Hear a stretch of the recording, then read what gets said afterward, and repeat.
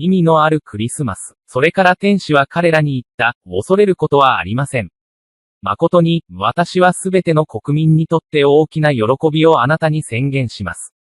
今日、ダビデの町であなた方に救い主、すなわち主キリストが生まれました。ルカ2章10節と11節。シャローム、主イエスキリストの愛する友よ。イエスがお生まれになった後、イエスがお生まれになった場所からそれほど遠くないエフラタの野原で羊の番をしていた羊飼いたちのところに神の天使が現れました。天使は羊飼いたちにベツレヘムでの救い主の誕生を知らせました。天軍も神を賛美しているようでした。私はインターネットソリューションインソルのクリスチャンスハルト氏を招待し、ケシアバハテラ歌詞の美しい家族の賛美に同行し、次の称賛を伝えます。野原の羊飼いが見守っている、静かな夜を守り、そしてそこに横たわっている羊たち。その数は偶数ですが、美しい賛美歌が聞こえてきました。明るい空に、天使たちは一緒に歌います。そして彼の主を賛美しなさい。天使たちが天に戻った後、羊飼いたちはベツレヘムに行き、両親と一緒に貝羽桶に飼われている赤子イエスに会いました。この読書から、私たちは本当に意味のあるクリスマスについて学びます。あれは何でしょう。クリスマスは大きな喜び、ルカ2章10節。2000年以上前のクリスマスの出来事は人類にとって喜ばしいニュースでした。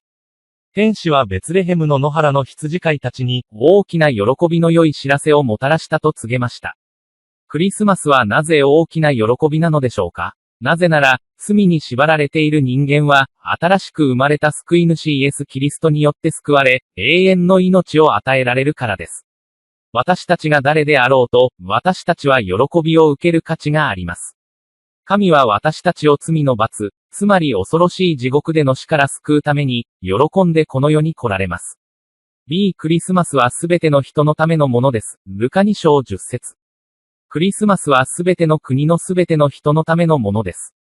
このことは、エフラタの野の羊飼いたちに対する天使の発表からわかります。天使は、自分がもたらした知らせはすべての国に向けられたものだと言いました。ですから、クリスマスは神に選ばれた民であるイスラエル人だけでなく、地球上のすべての国々に向けられたものなのです。私たちは、クリスマスの愛、イエスの愛を受け取るよう、すべての人を招くことができます。クリスマスは簡素である、ルカ2章11節と12節。聖なるイエスの誕生は、イスラエルの首都エルサレムでも、ローマ帝国の首都ローマでもなく、ベツレヘムの小さな町でも、豪華な宮殿でもなく、動物の檻の中で、安らぎの中で安置されました。貝羽桶、または家畜の餌やり。彼の誕生も、王や貴族、富裕層には告げられず、素朴な羊飼いたちに告げられました。